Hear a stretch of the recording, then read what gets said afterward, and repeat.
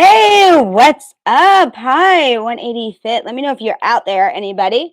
Um, let's see. It looks like it's working. My computer was acting up earlier, so let me know if I'm like still acting up. But anyway, I'm excited to be here. If you're on, let me know, and if you don't want to, let me know. My lights are off. If you don't want, let me know. That's fine. But I'm going to change my lighting just a teensy bit because it's a little different than it was earlier. So there you go. I don't want to be too bright. I look so bright in there. So thank you to anyone who's on and joining me, whether or not you're acknowledging it. Let me see. Um, that one. Let me change my other one real quick. And we will get started here. I'd love to know if you're actually on and watching. Even if you watch the replay, let me know. That'd be fabulous. So there's lots of this. Sorry, whoa, that's too bright. I'm figuring this thing out. Here we go. Here we go. All right. So there's lots of different ones this week. And if you are someone who wants to focus on emotional eating and that kind of thing, I have a whole bunch for you. So there's going to be a lot that you can take part in this week, and that's just going to help you out a ton this week and going into next week as well. So let me go and pull up. I'm pulling up my notes and stuff, but kind of my background and my story is that I've dealt with like emotional eating and things just my entire life. It just stemmed from my early childhood of just a lot of different things happening in my childhood, and really my basis of my worth being on my looks all the time, and that just makes it really hard. It makes it really hard when you have that, and when you're not sure what to do with about it, because no one ever really teaches you. No one tells you how to deal with your emotions. No one ever teaches you what to do when you're faced with temptations to either not eat or eat too much. And a lot of times food is used for rewards, which is just makes it even worse. And so you'll always hear me say I'm an advocate not to use food for rewards ever. We always need to find something else to use food used for rewards, not food, because food, if we use food for rewards, then we're just really setting our kids up to do the same patterns that we're doing. And we definitely don't want them. We don't want them to have the same hindrances and all that we do or that we struggle with in life. I'm going to figure this out.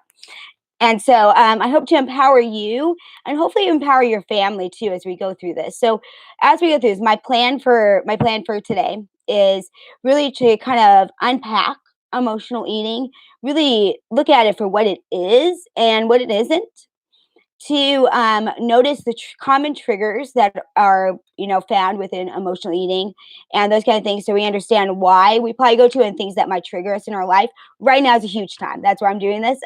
What actually spurred this on was a Facebook post I had saw, and someone had said this is going to be known as the COVID-15, for 15 pounds. I'm like, oh my gosh, she's so right. How many people are going to actually do that and have the weight because of it? So sorry, I'm still frustrated with this light. There we go. And so, anyway, so I was doing it just in hopes to really kind of help us there in that way to start with. But let's go in and then, and then after that, I'm going to give you guys a bunch of stuff and resources just to kind of help you out and to help you kind of notice your own triggers. So I have a checklist and some just deep dive questions that will help you out. So once we get done with this, you have a way to get a specific link just for you guys that will take you to get all the downloads. Okay, so know that everything I'm going to talk about tonight, you're going to get all my publications, all of that I have tonight, and a lot more for you. So I'm hoping to empower you. And then next week, I'm going to do a part 2 with this, same time, same place to move on. So I have to put on my glasses and look all intelligent. All right. So 5 signs you have an emotional eating problem. Okay. So I mentioned that as humans, we tend to seek comfort in certain things, especially food.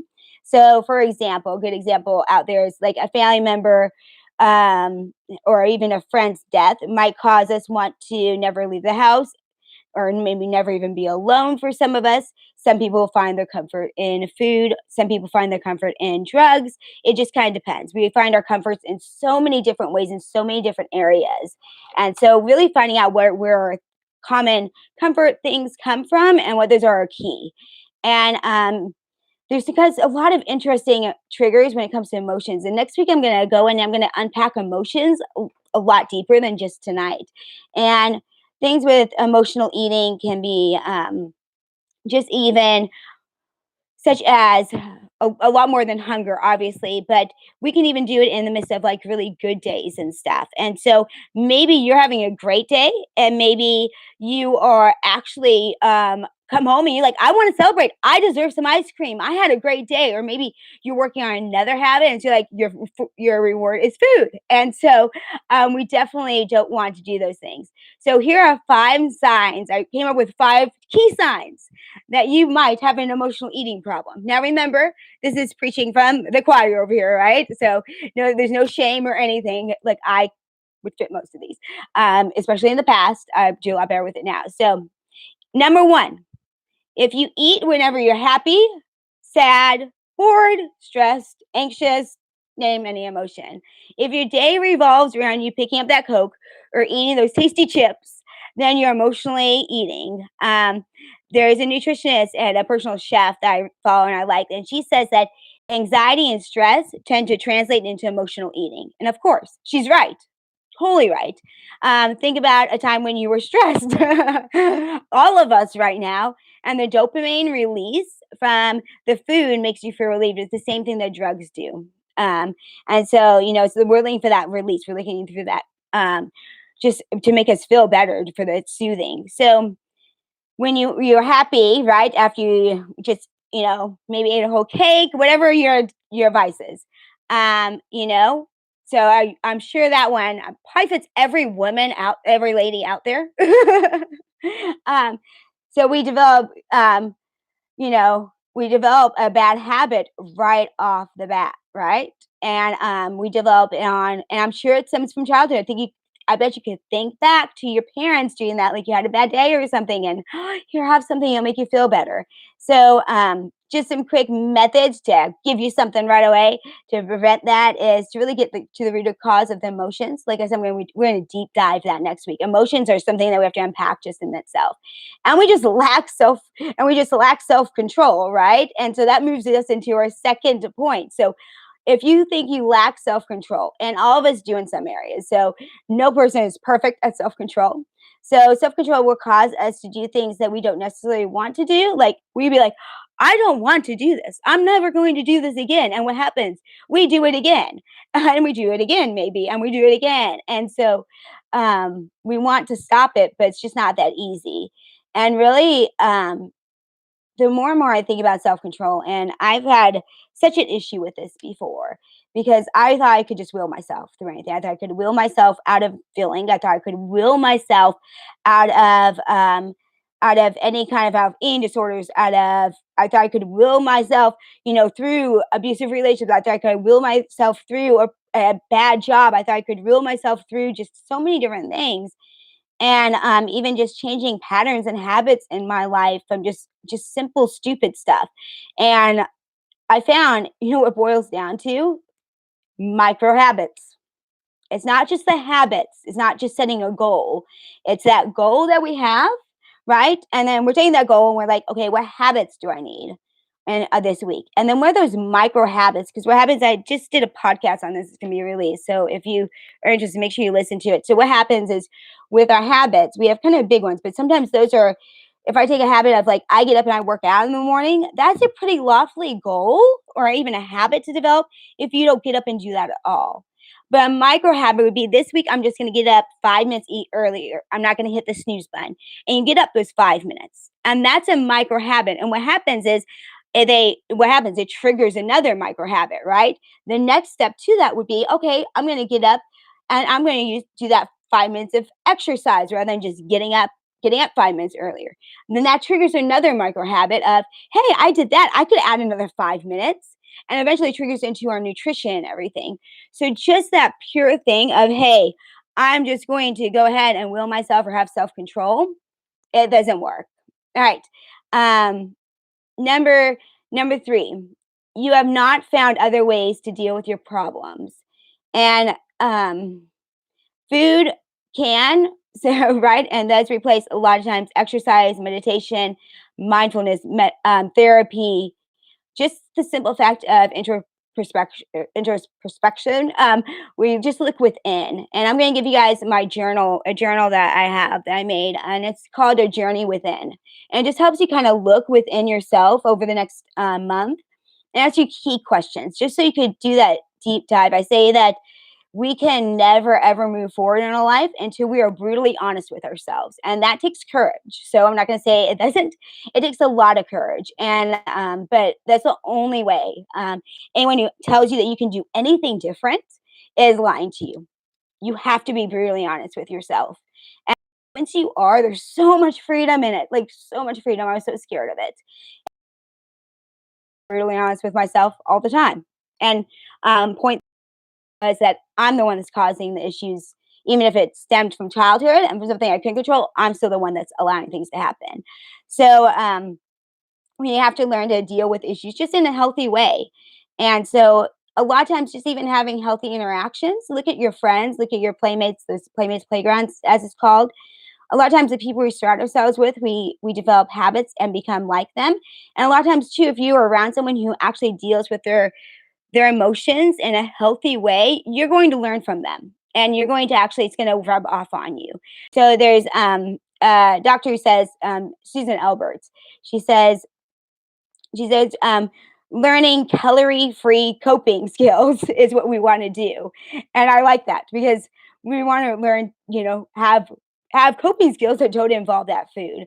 Next, another way is we're in an environment of we're a product of our environment or culture, and I always say, I'm not don't do diets. Like if you still do diets, throw it out the window. And trust me, just keep following me. You'll understand why. But number one, we can't change. I'm not saying you have to change your culture and how and what you eat. You should never give up that food. No way. If it's part of your culture, you shouldn't have to give anything up.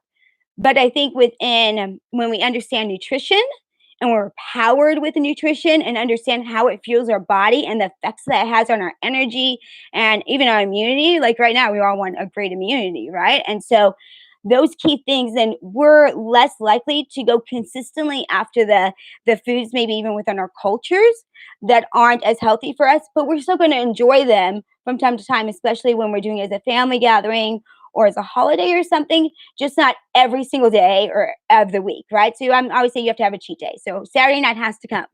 So keep that in mind. So a great thing to do is just really think of how you grew up, how did the people you're around, how did they eat? And how could that be an indicator of your emotional eating habits right now? So in many cultures, it's customary to always eat everything that's offered, or maybe you grew up in like, you have to finish your plate, finish everything on it. My hack for that is get a smaller plate. And so, and that could lead to a lot of times we eat when we're not even hungry.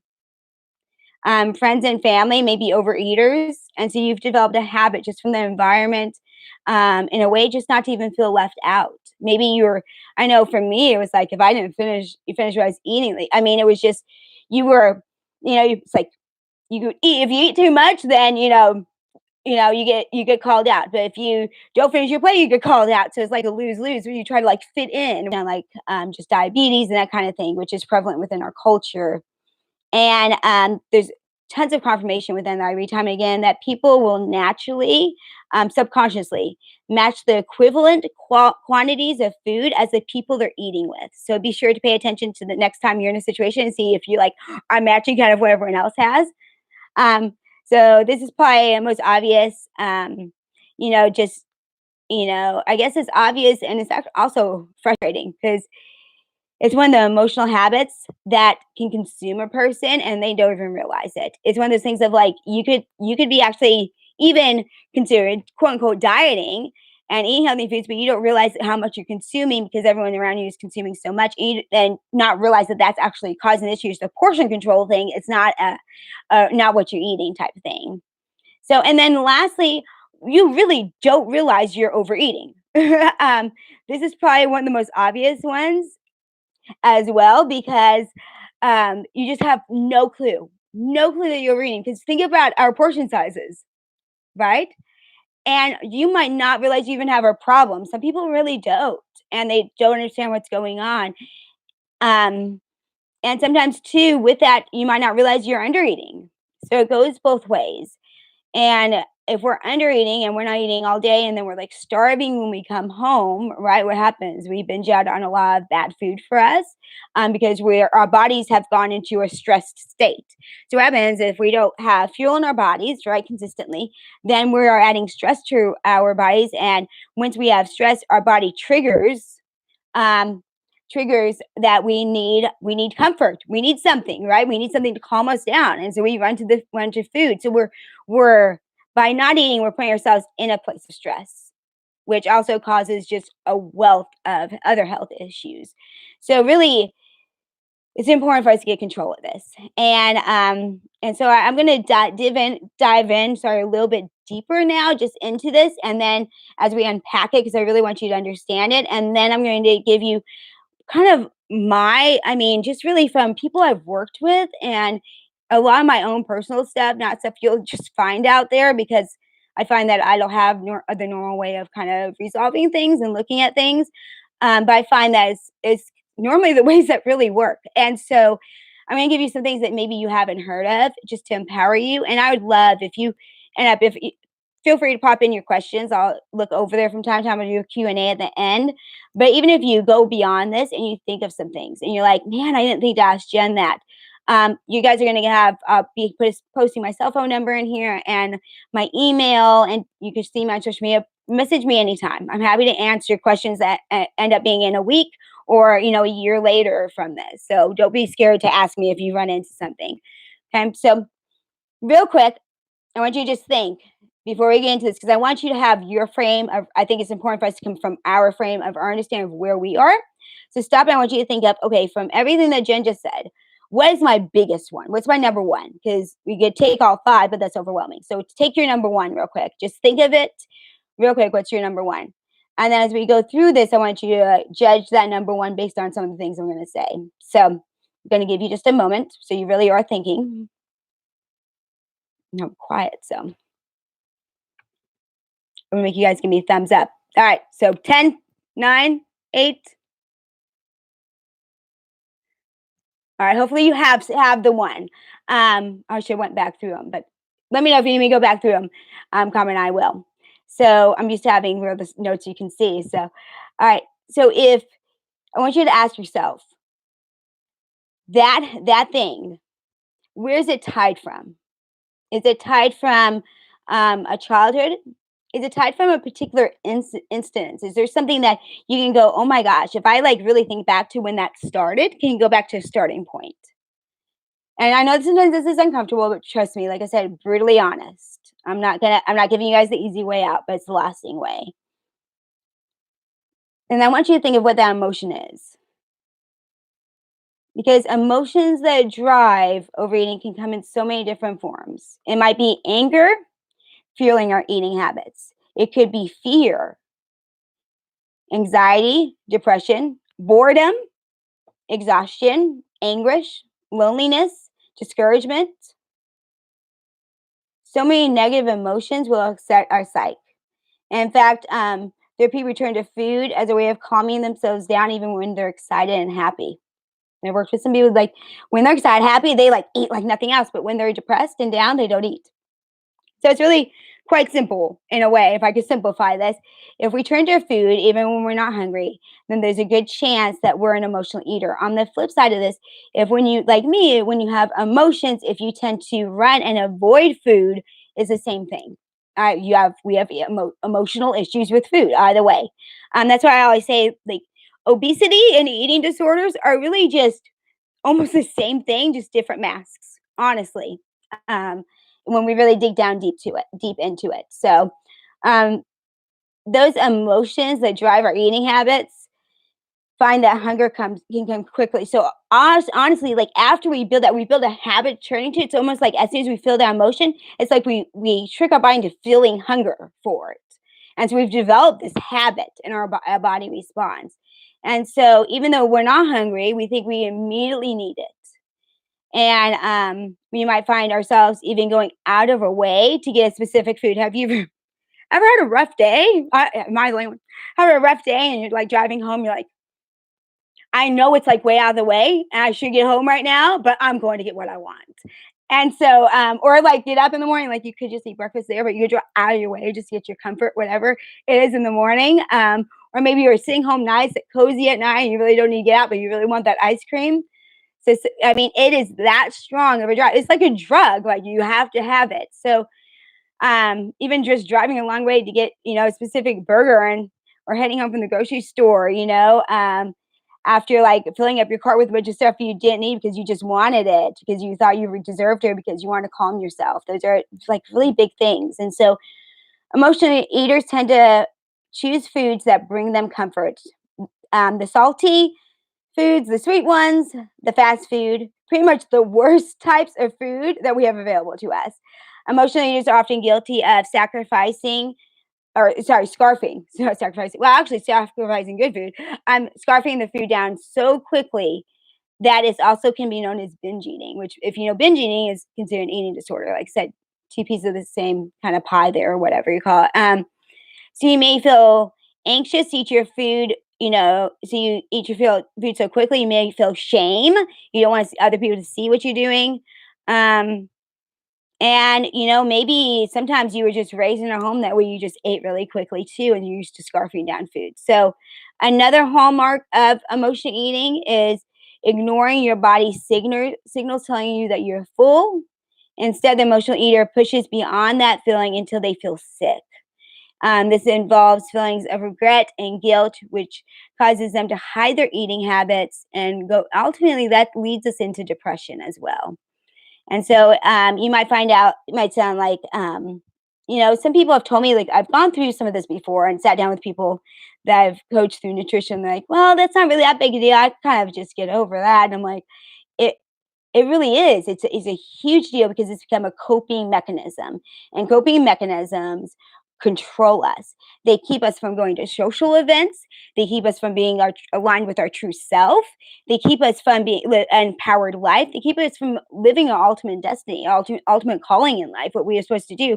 I mean, for mine did forever. Are you kidding me? I'd be so conscious about how I even look doing one of these lives, and like, what if I mess up? What if I say a word wrong? What are people going to think? And I was so condemning that would just paralyze me. And so I wouldn't even do something like this, which is just absolutely crazy. And I look back on my life on how many opportunities I missed out on because I allowed it to be, just it allowed to be such a coping mechanism in my life that really was. It was like a drug addiction. Like it controlled me. It controlled my decisions. It controlled, even when I mean, if we go out of our way to go get a certain food or not to get diet pills, right? It controls our finances too. And so that's huge.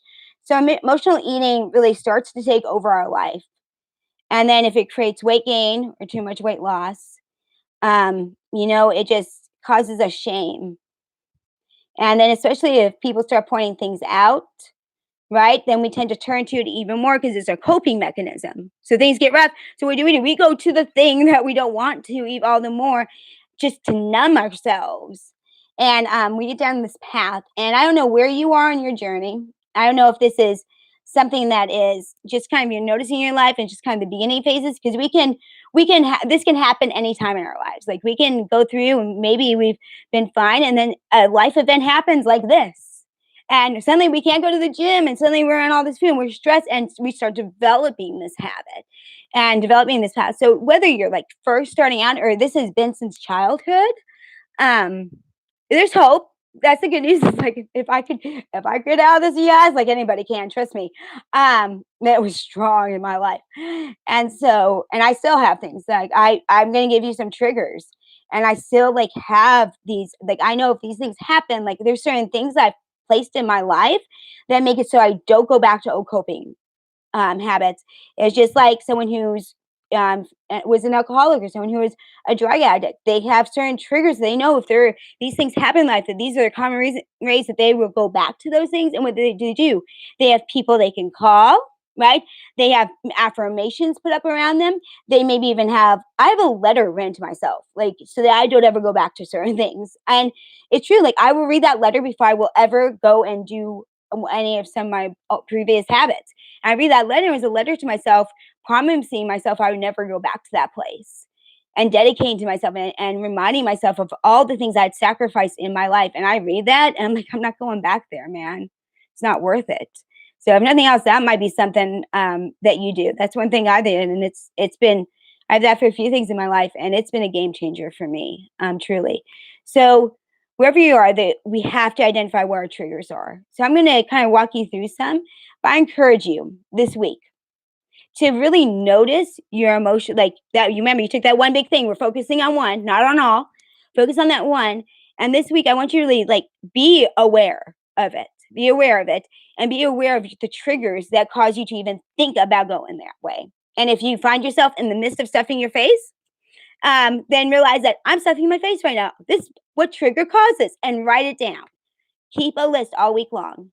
And don't be ashamed of it. Don't be ashamed of any reason you put on there, or how much you ate of something. Don't be ashamed of that. Right now, you have to be aware of what's truly going on for what it is and see truth. Because if we try to just remember a week ago, a lot of times we'll either over exaggerate because our mind thinks we're even worse off than we are, or we're underestimate. Very rarely do we actually hit it right on the mark. So, okay, so triggers emotional eating. Um, it's far easier to build a healthy diet and make good choices when we understand what triggers our emotional eating. So, one of the most powerful ways, like I said, is to keep a journal of your triggers. And if you're ready for it, after that, I don't want you to do these both at one time because they can be overwhelming. So, keep your triggers. The next thing to do is to keep a food log, and in that food log, where you like actually write down what you ate, you also put your emotion at the time you're eating and what events going on. And you do that for 10 days. And in 10 days, you're going to get a very clear picture of exactly what happens in your life and what you eat at what time and why. And why maybe certain times of the day, or certain times during the week, or maybe when a certain boss is in the office, or, whatever, certain, I don't know, phone calls happen, or maybe it's when, we have to go visit my mother-in-law, or who knows what. There's so many different things that can cause it, and just unpacking them and really seeing it. So in your journal, it's all about mindfulness. Okay. So mindfulness isn't about, it's not this like crazy thing. Some people are either mindfulness, you're like, yes, mindfulness. You're like, heck no, I'm not going there. So unpacking mindfulness, that's actually in a podcast too, that's being released tonight. So you might want to listen to a couple of my podcasts on 180 Fit, because they are really relevant to this. Just mindfulness. And actually I walk you through how to practice it. Mindfulness is just not focusing on the past, not focusing on the present, focusing on the here and now. But within the here and now, it's a non-judgment zone. So it's just accepting and seeing what truth is here and now. That's all mindfulness is. It's just a judgment-free zone with yourself, really. Ultimately. So when you do this, you want to be a judgment-free zone with yourself. You're not doing this to beat yourself up. You're doing this to empower yourself. And remember that. Look, like I said, look at it. So first time, just write down all the things you're triggered. And then when you get into the emotional journal side, record the food in the journal to ensure, and record everything, like everything, you guys, everything. And every time you eat, the emotion. That means if you tend to be a snacker, like, and maybe you grab a handful of M&Ms and just like something else, like 30 minutes later, everything, an exact emotion and exactly what's going on. Then trust me, it's eye opening. So once you see that, then you'll see the pattern, and the pattern is what we want, because the secret and the key to this, the ultimate key to this, is in the patterns, because the patterns just open up the door to the habits we have created. And when we can see the habits we created, we can unpack that habit and go, one, how the heck did I get here? Where did this habit come from? We can find out what that initial emotion was way back then. Because that initial emotion, that where you develop that habit, is controlling you today. It's that story that we tell to ourselves between our two ears from years ago, or maybe just happened recently, that is controlling everything that we do. And so I love it. Dean Garcia always says, change your story, change your life. And it's so true in anything. And so understanding that pattern, the triggers, will help us really prepare and combat when they come. And so the truth is that we all experience emotions we don't want. It's part of the human journey, especially right now. I'm not going to lie to you. This has been an unnerving time for me too. Okay. And I'm someone, I'm very optimistic. I have been through a lot of life, man, and that's the only reason I can get on here and talk to you guys because I have not done this well. So many times. I have not normally something like this going on in the world would unnerve me. I'd be paralyzed. I'd be fearful of what was going to happen to people I really cared about, to myself. What about job? What about money? The list would go on, and my anxiety would be through the roof. And I'd be going right back down the path of my eating disorders and all of that in some way to gain control of what I couldn't control. And so, the only reason I can actually navigate this time is because I've actually gone, and remember I said, made that tough journey back, way back. And it's not fun, but you know what? It doesn't last. That big scary monster that we call, oh my gosh, it's my past. And like, I don't want to go revisit that. I'm saying sit in it. I'm saying free it. And when we free it, we're empowered. But as long as we run from it, it's right there. It's right there waiting to take us over every single day, every single moment. And it's not until we face our biggest fears in life that we will ever gain victory over the things that we really want. And that's ultimate truth. That's coming from a place of like, I love you and I care about you, even if I don't know you. Like I care about people's hearts. That's just it. It's true. And anyone who tells you anything different is lying to you, completely. And so when we have these emotions, and we all try to numb them, emotions we don't like, we all try to numb them. Right now, you see it everywhere. It causes us to numb. It causes us panic. The toilet paper thing. You know what was? It was pure panic and people not control. No, I needed to be outside doing. I didn't know what was going on because I didn't watch the news until it was too late. I should have been out on the streets yelling, "Mindfulness, everybody, stop and meditate," and it would have like stopped it. Everyone would have done it because really it was people like living in this fear of what was to come or experiences from the past. Something triggered in their life, like we're not going to be okay. We're not going to be okay. And so it caused them all running that way when really if in that moment we all would have just stopped and been mindful, go, okay, I can't control the future, can't like the past I've let go. It doesn't control me anymore. Here's what it is. It's neither good, it's not bad. It's what is. And realize this is my realm of what I can control. And this is my realm of where I am empowered. This is my realm of okay, so I'm gonna have some time, right? So what can I do? I can come out of these next 60, 90 days. I don't know how long it's gonna be, a better human, or I'm going to go back to my ways of maybe even emotional eating all the more. I'm going to get deeper and deeper and deeper and deeper. I'm going to be pulled further and further away because even if we let things go, we could still go back to it. It's still waiting for us. It wants us to go back.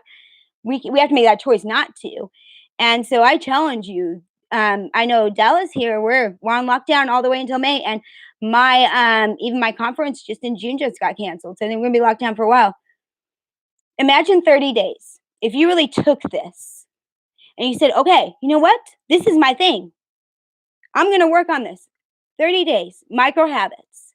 I'm going to start right now. I'm going to start being aware of exactly what my triggers are. I'm going to look at that and I'm going to realize my triggers. So one week I'm going to look at my triggers. The next week I'm going to keep an emotional journal along with my food log. I'm going to really figure out where is this coming from. And then I'm going to go and I'm going to take that journey back that I need to find out what really happened and where that stemmed from. And I'm going to be doing a training on that. So like I said, all these are free this month. So make sure you join them. And everyone gets a free 60-minute empowerment coaching session with me. So like if you need that at that time, reach out to me. Like I will walk you through it. Like we will do it together. I've done it so many times. And then once you go back and once you deal with that in a healthy way, you're empowered to deal with your emotions healthier, right? You come back and you start building micro habits that lead you to become the person you want to be in this area. It doesn't change overnight. But within 30 days, you could turn this completely around. I promise you. Imagine if you came out of this time where everyone else is allowing themselves to be pulled back into old coping mechanisms and ultimately destroying their lives but you came out and you made this time, you committed to yourself this time, and you came out a better individual than you were when you started. How precious would it be? It's a way of taking a mess of what's going on and turning it into something that's worth something. Use this time, make it worth something. It's already so sad out there. So let's make this time at least a worthy time within our own lives, and really show up for ourselves, because sometimes we have to show up for ourselves. Okay, so keep going. You guys are doing awesome. We're gonna keep going. All right, so when you do, okay, so the next thing after you get like your emotional journal done, you have all that. Now I'm going to empower you a little bit further. I'm kind of unpacking this journey for you. Like I said, you're going to have this, so you can walk through it as well. So next thing to do is, as you're looking at that, you're going to look at go, okay, why do I eat emotionally now? So I'm going to give you a lot. There's a lot of triggers, but these are the most common ones I see. So once you do this, you want to get out this guide. You're going to kind of see if it matches up to any of these, because these are the most common ones. You might discover another one. Feel free to pull that in. I have some additional resources that will give you other options as well. But these are the most, if I would say 90% of the time, probably even 95% of the time, they fall underneath these. So the first one, stress. And it's just, like I said right now, you know, and honestly, with stress, if I unpack stress, if you listen to anything on my stress, it's not all in your head. Chronic stress causes your body to process, excess amounts of cortisol. And what happens with cortisol? Cortisol, right? When it comes in, right, is stress releases cortisol. What happens with cortisol, you guys? It's responsible for us craving fried and salty types of food. So there you go. Stress, like we have that stress and ultimately triggers. And so know that in that case is not all in your head. But unless we figure out how to deal with that stress in a different way, in a healthy way, we're going to allow our body to take over. And there's ways around that. So it's easy to understand why you run to the foods like that. So the more stressed you are, the more likely you're going to eat really bad foods for you, just to get relief from those emotions. Did I freeze, you guys? There. Oh, did I freeze? Oh, I think I froze. Anyway, oh my goodness, boredom's another one. I want you to think about right now. Even maybe you're at home, you're boredom. So it's time for us to pick up foods, and when we have nothing else to do, and it's like mindlessly eating. So if we spend all our time at home, catching up on our favorite shows and trying to unwind, it's common for us to occupy ourselves by eating.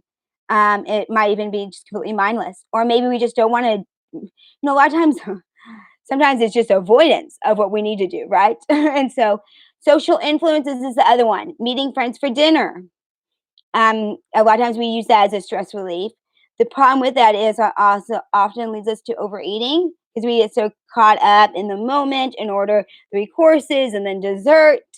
And that's okay. Like I said, it's okay to have a Saturday night. But if we're going to happy hour all the time, that could be a problem. And then for some, it's just how you deal with your emotional eating that sets us back so much more. So one of the ways we can combat this is when we're eating out is by ordering first, and being able to resist the influence of others. Also, like have them pack up half of your meal to go home, and only have to bring out half. That way, you have portion.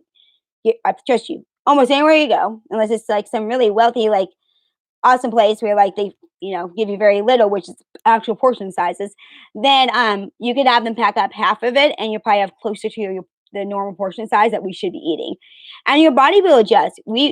Your stomach, right, as we eat, like of course it expands. Your stomach's trained, and so if it's used to being stretched out, right, then it's used to being stretched out. But really, if you start using portion control more, if you start using a smaller plate, your body's going to get used to that, and then you will be able to go eat a whole bunch again without like just feeling sick or feeling really full. And so really with the social influences too, we really need to look at our old habits where there. So if you know it's a lot around people and circumstances, then you need to look at your old habits. Look back at that childhood again. And a lot of times this was my big one. And I share with you my number one. The funny thing is, I didn't even realize this until that's why you have to do it. You could be thinking you know what yours is, and I'm telling you, you might not. So make sure you do the actual activity, otherwise you might guess wrong. And then and then you won't actually ever get to the root of the problem. Because I used to try to solve my problem overnight. Of course, who couldn't do that? But once I really went through and I really journaled, and it's simply because of stuffing emotions. I was so scared. I was so freaking scared of just feeling. I'd stuffed things for so long, and we all raised in different families. Our parents did the best they can. My parents did the best they absolutely could, but we weren't really an emotional feeling family, and so I'm kind of an emotional feeling person. I feel deep, if that you could put it that way. And when you feel really deep, and you don't have any way of actually expressing that, and I just felt just odd in my thing. I felt like I don't know, teachers weren't really accepting of the way I was and stuff. And so I learned from really, really young just to stuff my emotions. Like they're bad, bad, bad. Don't ever be a person who cries. Like I literally, like, I mean, I literally didn't cry until my 30s, and really break down because I just stuffed everything. I didn't want to be a wimp. I didn't want to be weak. I didn't want to, all these things. And then it turned into this fact of like, I was so scared of facing that emotion because I thought, oh my gosh, if I do that, what's going to happen? Am I going to be angry? Am I going to cry forever and never stop? How am I going to unpack all of that? And so it really kept me from ever really dealing with anything. And so, and I realized that because times I'd run, I'd go like massively work out or not eat at all were really high stress times that where I was just trying to stuff those emotions down all the more because I didn't want to deal with them. I didn't want to see them. I didn't want to face them. And so I really had to learn how to actually deal with emotions and know what I didn't even know, like when I felt something, which emotion it was for a long time. I had to figure that out. That sounds bizarre, but it's so true. So, I want you to think now. Let's move on. We're moving to the next phase. You guys are doing awesome. Thanks for sticking. I promise this is good stuff for you. Once you actually really unpack it and you look at, what it's really causing this, like what is it? I want you to think now. If you don't do this, okay, if you decide not to do this journey for this next 30 days, if this is something you really struggle with, this was huge for me. Until I dealt with this, I couldn't deal with anything else in my life, okay? So that's why this is one of the first ones I'm doing. What's the risk? And I put some of the risks here. So, if you're emotionally eating and you're at risk for falling into that, I want you to think of these questions. If you continue down this path, and more and more of these situations happen with stress. A lot of concern with just health risk right now. COVID-19, the most people who are at risk are those who already have pre existing conditions. And if we aren't taking care of stuff, that goes with me. I had fluid around my heart. So, I'd be high risk for certain stuff too right now when I was in. So it doesn't matter which way you go on the spectrum.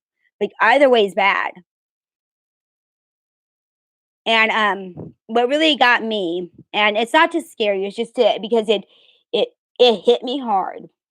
And it was during a point too when I was in a bad marriage, which is the funny thing. But uh, I was at a doctor's office, and I was just really, really thin. I was in my like 70 some odd pounds, and just had kind of a lull in my eating disorder stuff, and had just a massive fluid around my heart, like it was enlarged, just a lot of issues going on. Would have been at risk for some of my organs shutting down. And he looked at me. He said, "You continue this, within a few months, give it 6, you will be here." And I sat there and I thought, "Oh my gosh, like not be here." And I thought of all the things that I'd never be able to experience, all the dreams that I had, the little things that I wanted so desperately in life, and maybe I couldn't even see it then, but I knew like somewhere in my deep depths of my heart, like I really wanted to be around for nieces and nephews, for jobs, for this. Like this has been a dream of mine forever, you guys. Like I haven't done this forever because of things that held me back from not dealing with shit, honestly. And that radically changed me. From that moment on, I was on a quest to figure out a way. Did I know that it would take me another 10 plus years to figure it out? No. That's why I'm such an advocate. That's why I'm here, like shooting from the rooftop, like I have a way. Let me help you. because I don't want to take you 10 years of like the all the mess and the muck I went through trying to figure it out because people, the ways out there, they don't give you everything you need. They're coming off of a lot of sometimes science and sometimes book stuff and not true freedom and victory from things. And I want you to have true freedom and victory. So I want you to just think, if we continue down these paths, we know habits, we're either going in one direction or the other, we're never neutral. So if stress keeps hitting, if difficult times keep hitting, and you are faced with continuing down a path that's leading you down a place of, our nutrition, it's where our longevity of life comes in to play, even more so than, exercise in a lot of ways. Imagine all the things that you would miss out on. And like I said, I don't mean it to be just, not doing it to be mean. I'm doing it to be honest because it changed my life.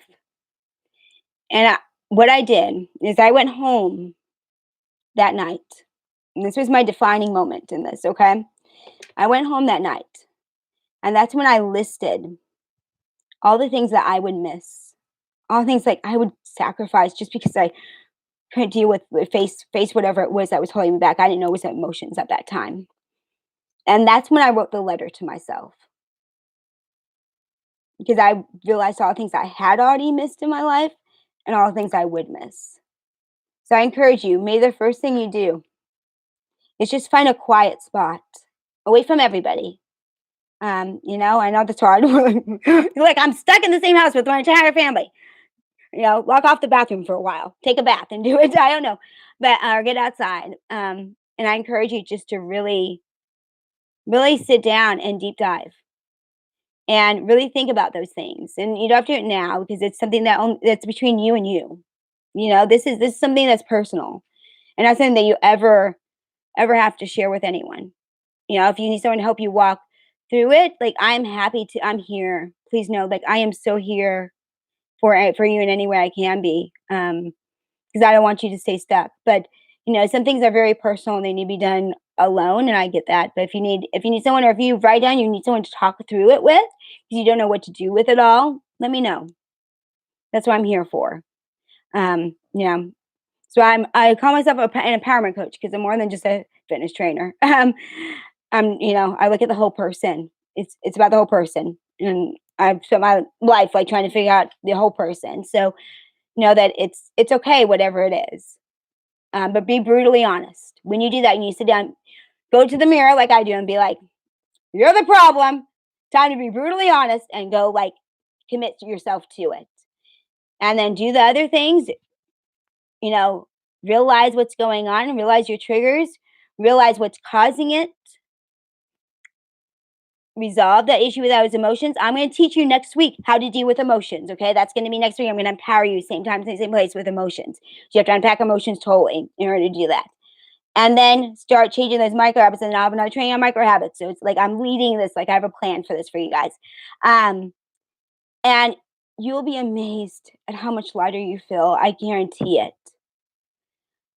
But if you get stuck along the way, reach out to me because it's okay to reach out for help. And even after this, sometimes you might need help, like with knowing how to correct your hunger signals. That's one thing that's huge. I have some nutrition things on the schedule as well. You're going to want to understand nutrition because without understanding nutrition, you won't ever really be able to change that story because you need something else to replace that to understand why you're feeling your body until your body begins to feel it. Okay.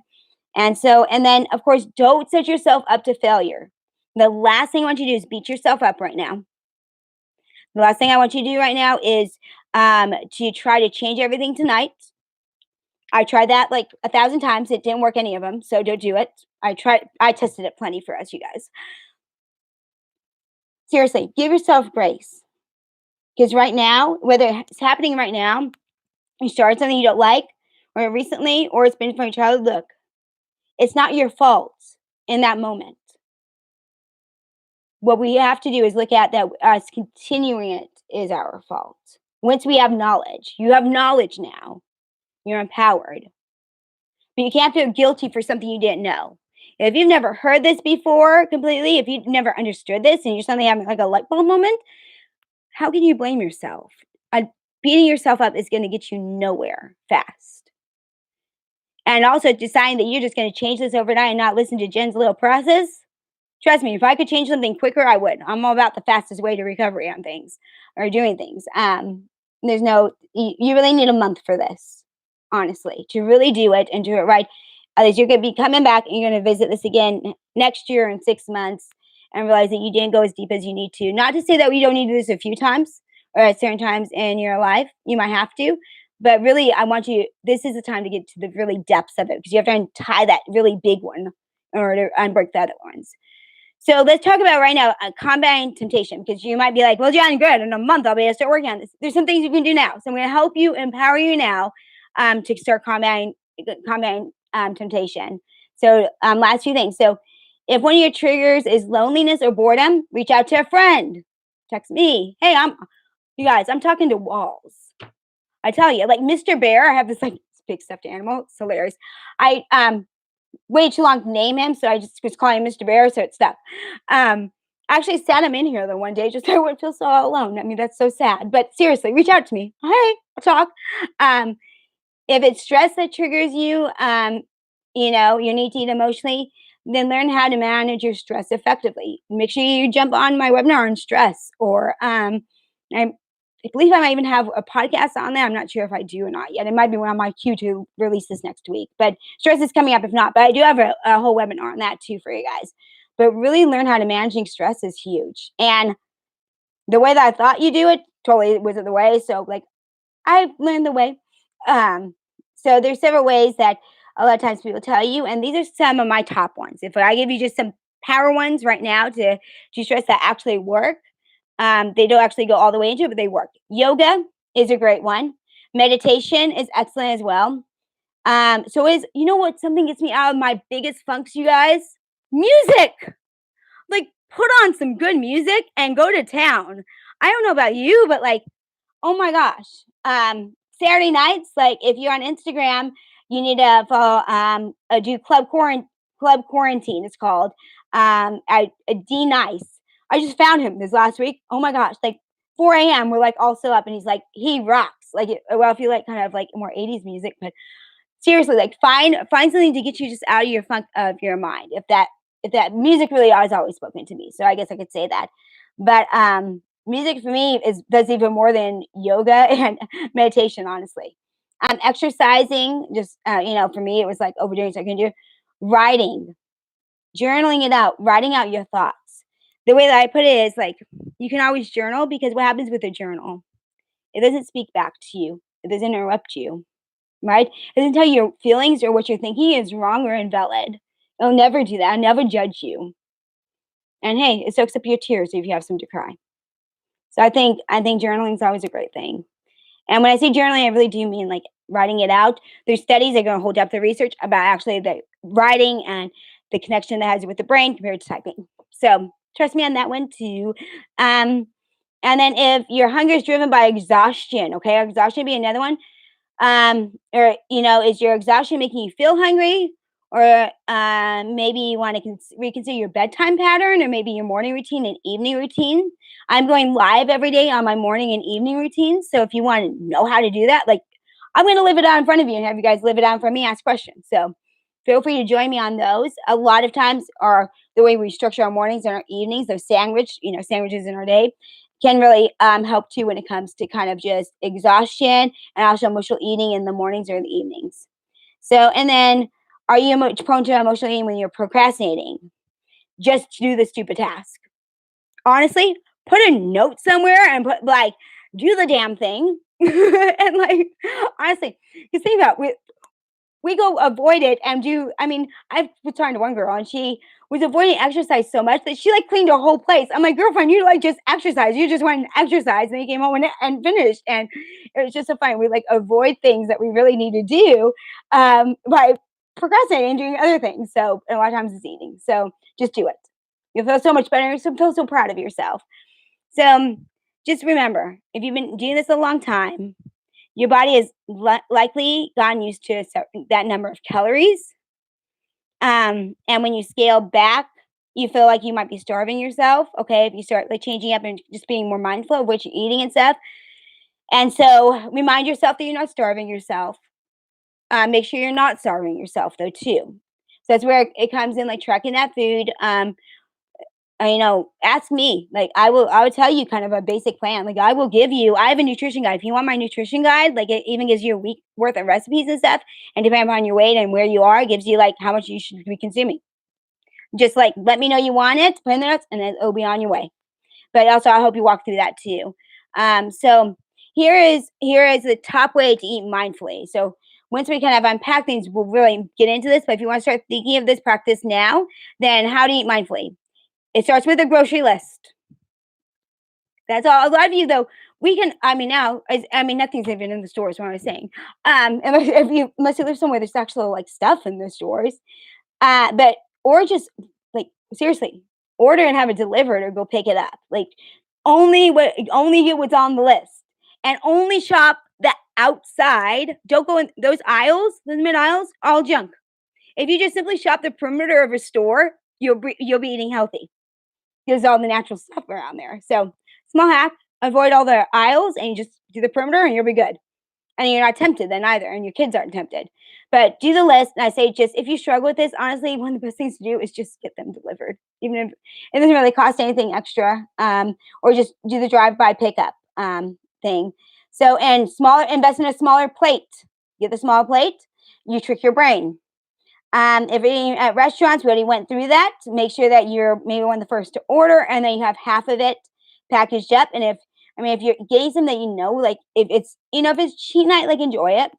But if you're getting something, if you have to eat like for the third time, and like it's pretty a lot of calories, maybe just get a third of it to yourself and have a good salad. Soup's a great way to kind of just fill yourself up.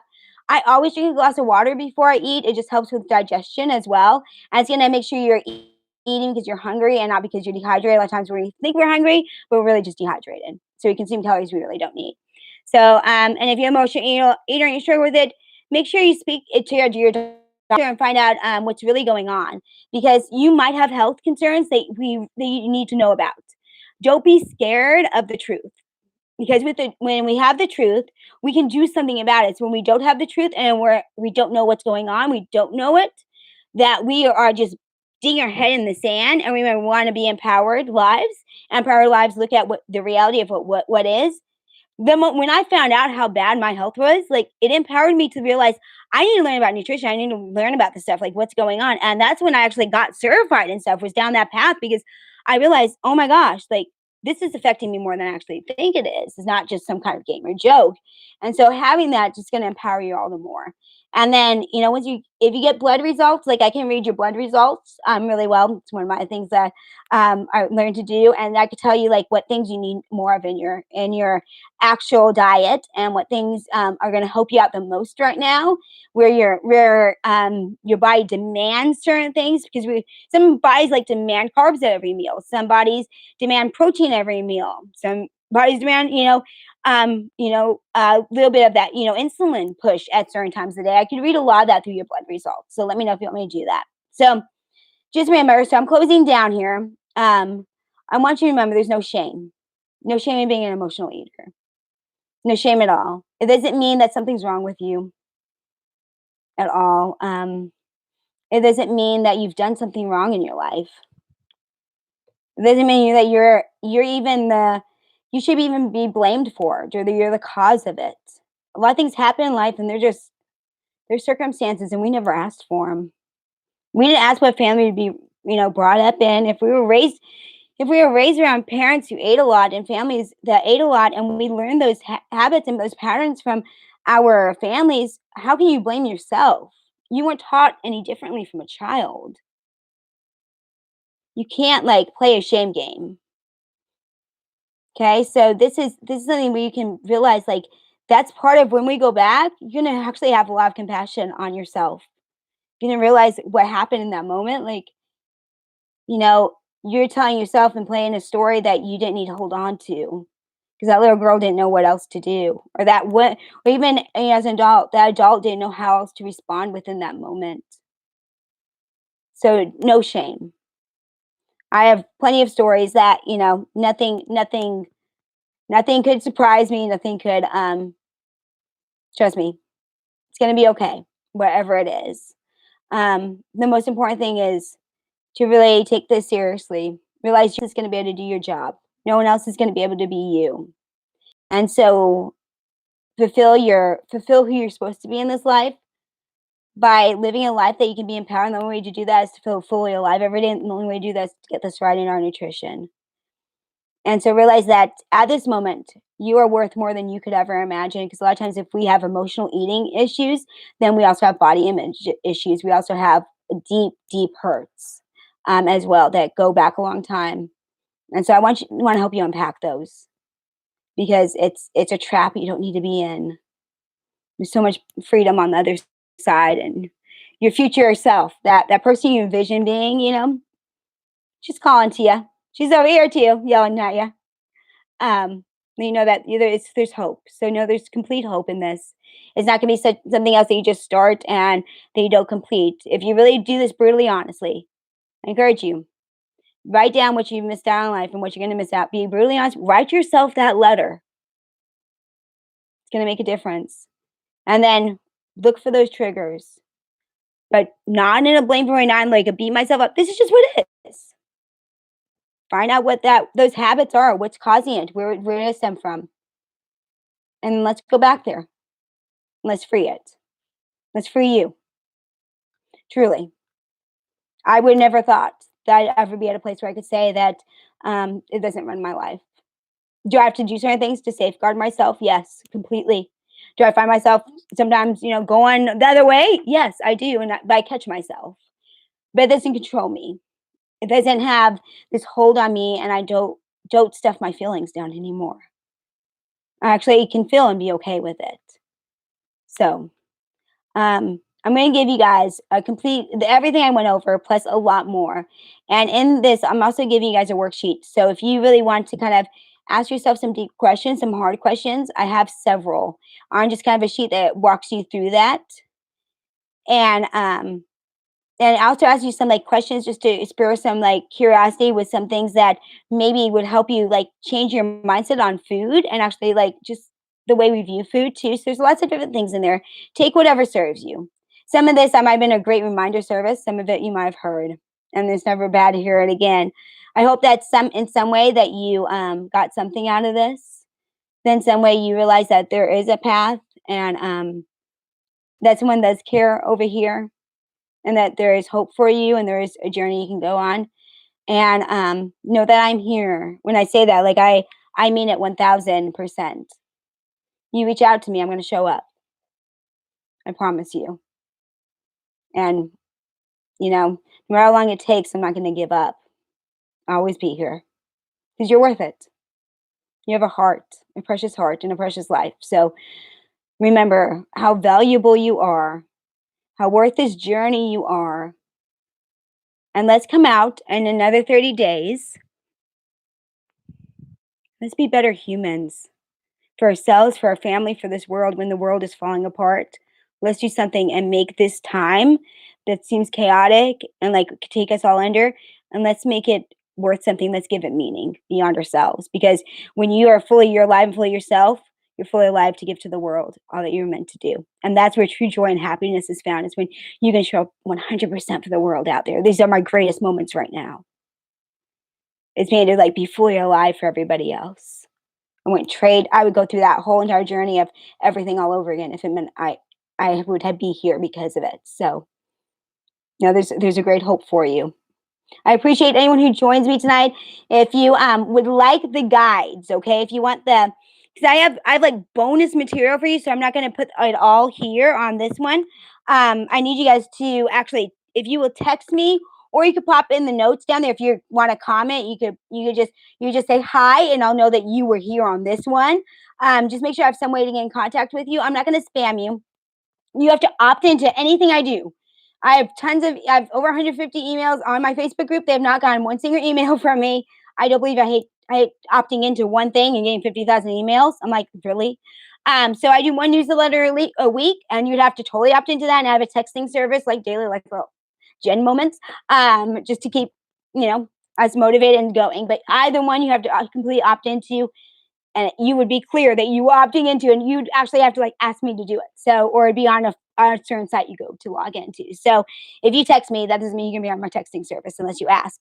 So, mine, I have a new number for business, so I have to look at it's 214-957-8268.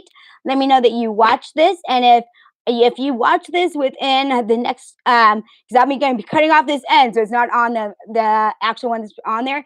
I'm going to keep this up for 24 hours. So if someone watches within 24 hours, I know it's time difference all over the place. So 24 hours, I'll keep it up. Text me, and you'll get all the bonuses along with this, my self-reflection journal, and a couple of new things I've published too, along with all the things I went over and a ton of stuff more to be empowered. But please let me know your journey, how you are, where I can help you. Please give me feedback on today. I love constructive feedback. I don't do everything right. I got way past that, along with my emotional journey. I don't have to actually do things perfectly anymore. It's a miracle. So let me know what I can do better, because I truly want to be here to serve you in the ultimate way possible. But I can't thank you so much for joining me tonight. As always, be brave, be kind, live authentically, and always shine. Until next time, I hope to see you tomorrow. I have several on the calendar tomorrow. Make sure you take a look at that on YouTube. It's taking forever to download. Will be in my breakdown of the calendar and everything. I go through every webinar that I'm doing, along with the complete schedule. It's just having a hard time uploading. So it should be up by tomorrow morning, so you can see it. If you want to join me for a workout in the morning, same time, same place, 5:30 a.m. and the morning routine after that. If you have kids, 7 a.m. It's all on YouTube. I'm going to be having fun with them. And then 8 o'clock, we'll do Power Hour for businesses. So join me for any or for all of it. Depends on how much Jen you can take. All right. Have a great evening. And before you go to bed tonight, I want you to look in the mirror and just say, I'm worth it. That's all. Say those words. Those should be your last words tonight. All right. Until next time.